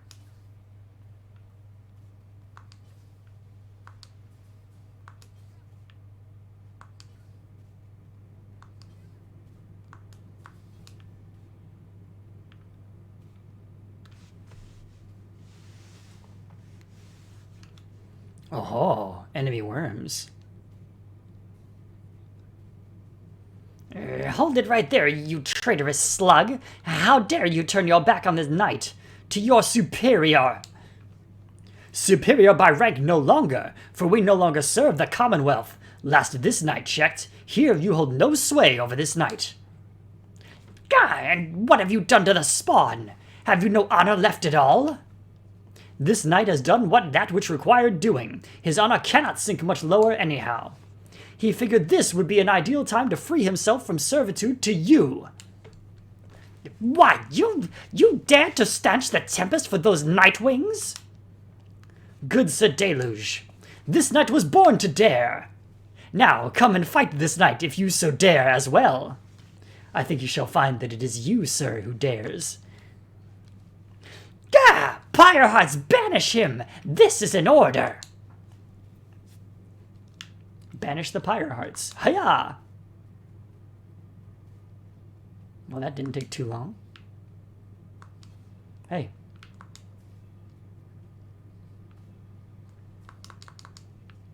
What now, Sir Deluge? Shall you not face this knight yourself and leave the dirty work unto your charges? Fine, Gilman! You wish to stand against your commander? Then have it your way. Sir Marsh, Lady Seagrass.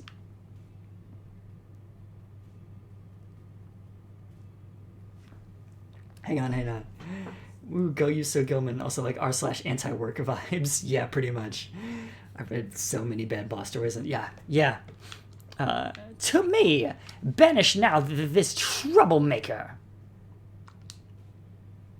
Oh god, every day is leg day on Ring Fit Adventure. My heart goes out to you if you had to do more than one set of squats in a given match. Like, good lord. You are master of this night no longer, Sir Deluge. Thus shatter our fraternal bonds. This knight would say it was an honor serving you, Sir Deluge, but that would be a bald-faced lie, and yet another stain upon his blackened reputation. Until we meet again. Wait, you lowly traitor! This knight will have your head! Gilman! This go around, I just... Oh, no! Oh, you met Allegra. Oh, Allegra's rough. Well, wait. You met Allegra as a friend? Because as a friend, she's not as bad. But when you end up... yeah. Circumstances cause you to end up competing against each other, and then it gets more difficult. But anyway. But as the day wears on, there is still no sign of the Worm Knight. Your companions grow restless. But then... Hail! This knight returns with newfound tales to tell, and new scars to show for them. So Gilman is sopping wet and visibly shaken. He struggles to maintain decorum. He is, in short, the very image of a Worm Knight. And more importantly, that little tempest ought no longer pose a threat for now. Behold! Yeah, she is not friend. I had to restart, so only level 30. Okay. That's experience level 30, not difficulty level 30, right? For your sake, I hope. Because, man, difficulty level 30, that's a rough leg day. As if on cue, Deathless Tempest begins to simmer and subside.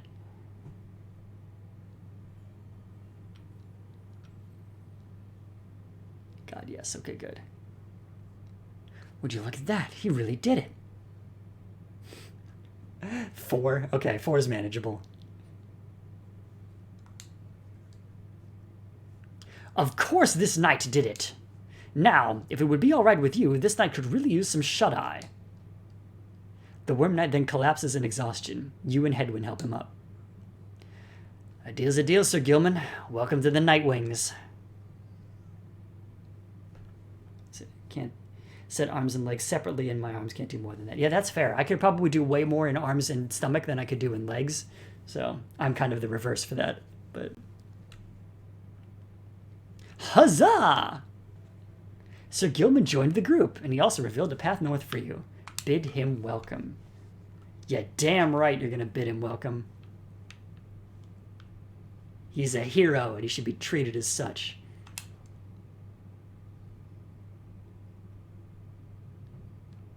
Arm is bored forever. Okay, fair enough.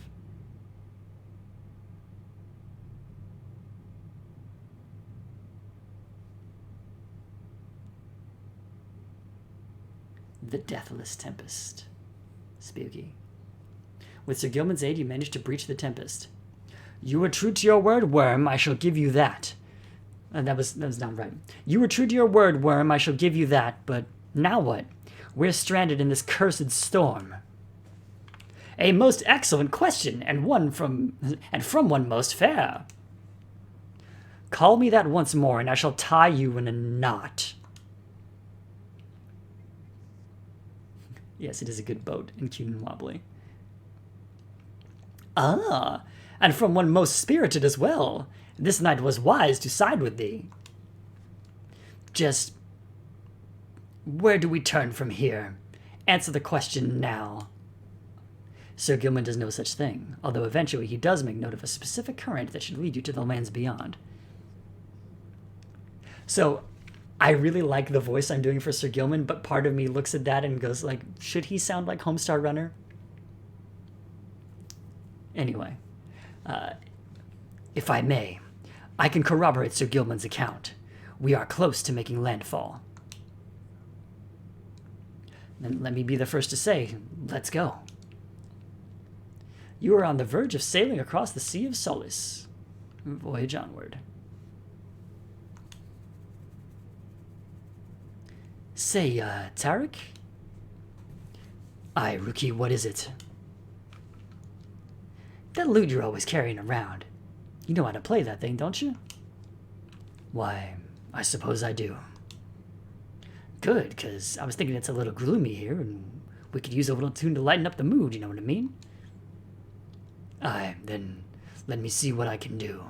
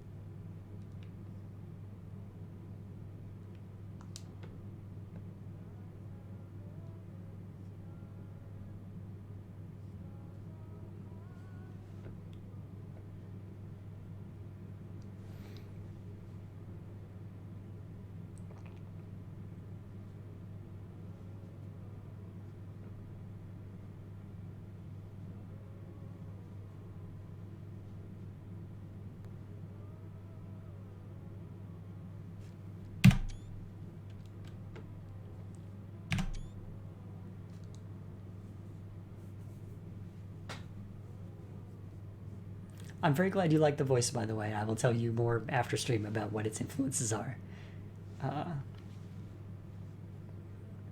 At last your wagon rumbles onto solid, jagged ground. The land called Black Basin. Oh! Let's see. If the game sounds quiet or inaudible. Oh gosh, I don't know. It should be playing the music right now, but maybe it blocks it from stream? I don't know. At last your wagon rumbles onto solid, jagged ground, the land called Black Basin. Your fellow exiles unpack the wagon so you can take stock of how best to reach your destination.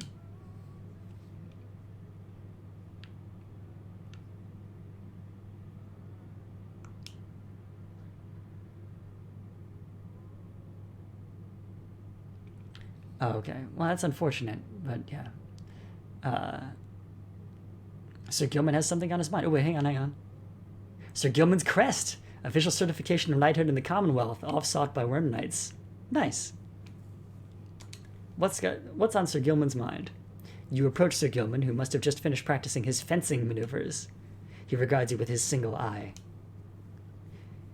Hail, Master Reader! This knight is determined to train harder, having joined the famous Nightwings.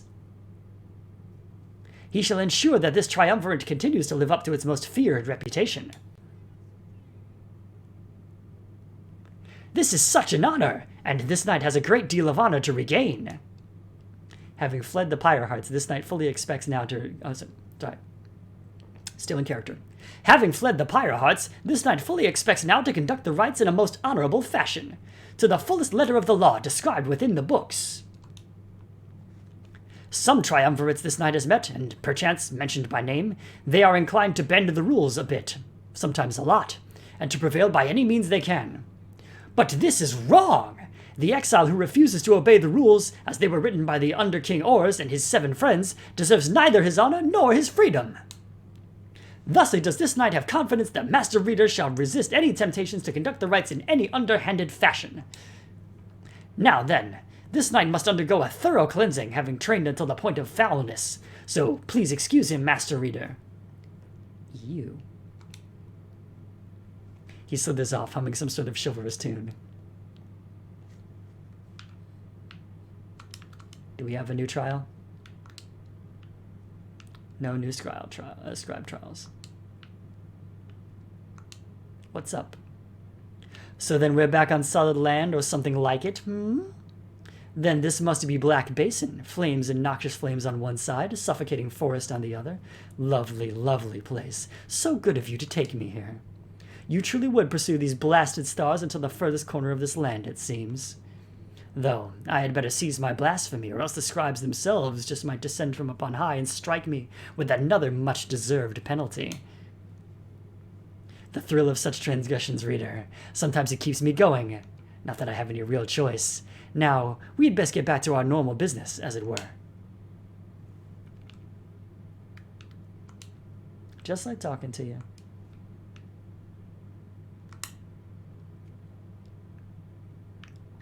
Survey the surroundings. You find that Headwind has asked for several volunteers to scout the area and report back. Alright everyone, don't go too far and let's meet back by dusk. Please, use caution. The exiles dwelling in these lands are, well, rather territorial. For your part, you remain with the Black Wagon to keep watch. You see occasional dark shapes soaring across the sky, but none of them draw near enough for you to see in any detail. Eventually, your companions make their way back, and everyone arrives as planned, or earlier. Hi, everyone! I'm back! I've come back! Faye returns from the east with little to report, save for word that the glowing molten rock there is very, very hot. This knight yet lives, although he has little else to report.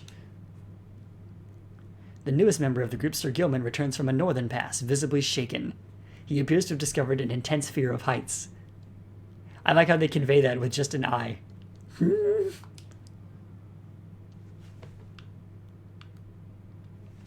Tizo wonders whether any species of fish lives in the pools or rock nearby. The little Tizo seems disappointed to have left the water behind. He remains with you, near the wagon.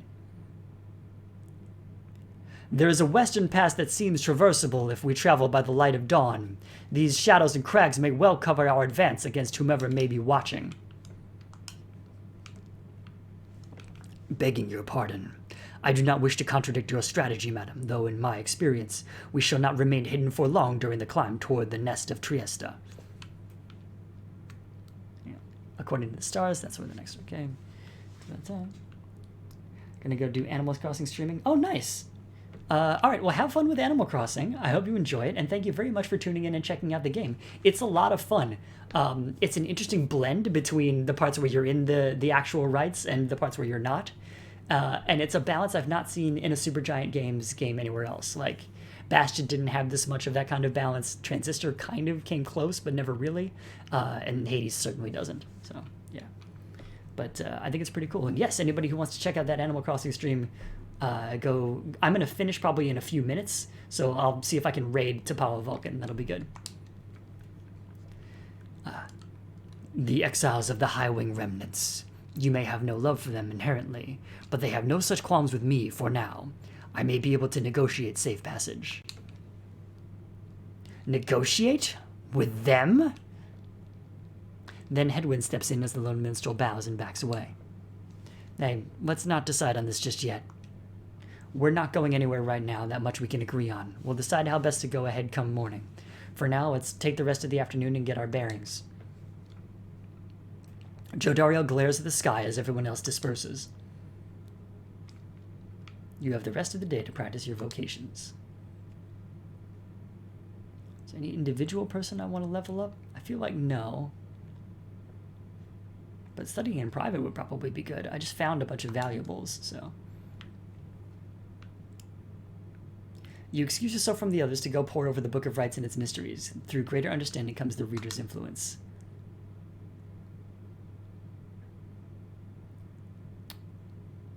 Let's learn his teaching and its wisdoms, +1 hope. You concentrate on the substance of the words and teachings of the Book of Rites, such as you understand them thus far. Inspiration comes to you in a flash, whether from the book or from within, you cannot tell. You gain reader's influence, spirit. Finish studying.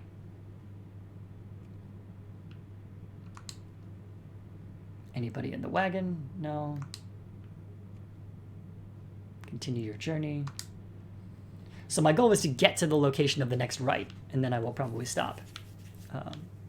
So do I go to Black Shore, the low road, which goes through razor-sharp sands, and Jodariel wants to avoid the harps by staying on low ground? Or do I go to Highwind Cove, patrolled by the Commonwealth's ancient enemies? The Lone Minstrel believes he can negotiate safe passage with the harps via this path. I would go with Jodariel. I trust her more, and she scares me.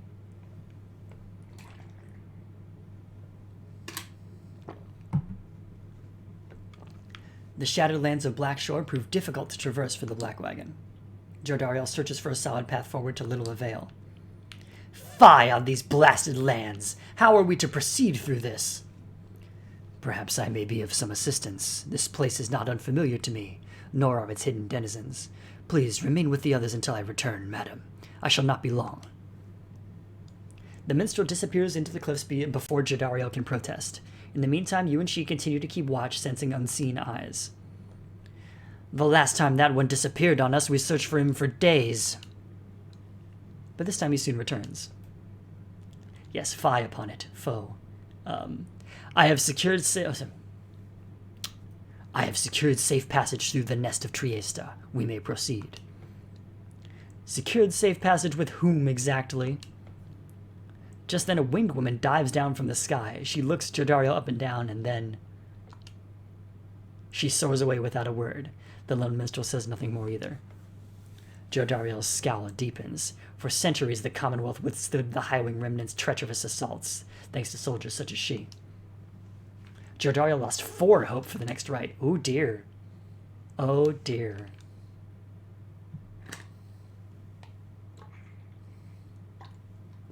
It's her turn to get used, I think, too. At last you arrive at the nest of Triesta, where the next rite is soon to commence. You cannot shake the feeling that unseen eyes watched your wagon's ascent and remain watching now. Oh no, indeed. But hey, that's what we're going to do. Ooh, we got a new page.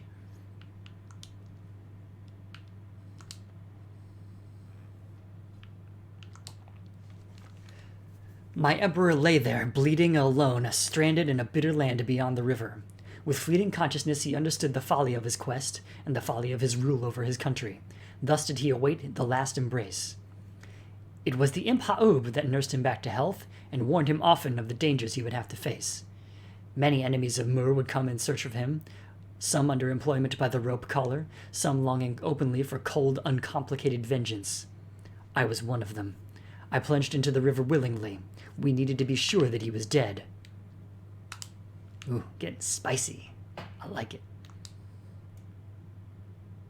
Okay.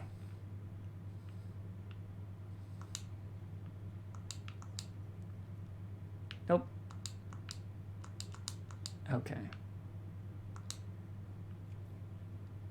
Commence the right. Oh, hey, you guys. What brings you all the way out here?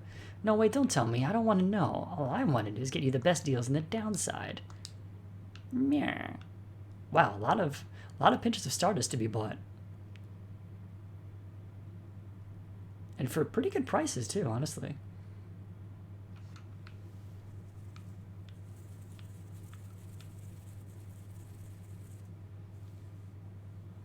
Any adversaries by the bearer take longer to return. Neat.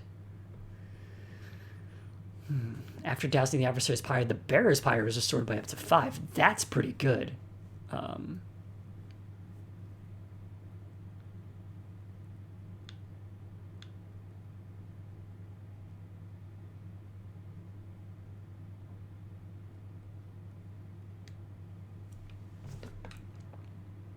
might get that one. Cool. Come see us again, guys. Okay, we're ready. It's saved. We've just passed 11 p.m. I've been streaming for just about 2 hours. I think it's a good time to call it. All right, so let me go ahead and... Oh, wait, hang on, cancel. Yeah, no, it just saved, so that's fine. Here we go. So and now I'm sure seeing nothing in the window or something like that. Yeah, just a big old blackout window, and that's okay. So I'm gonna go ahead and try and raid, which I've never done before, but it should be fun.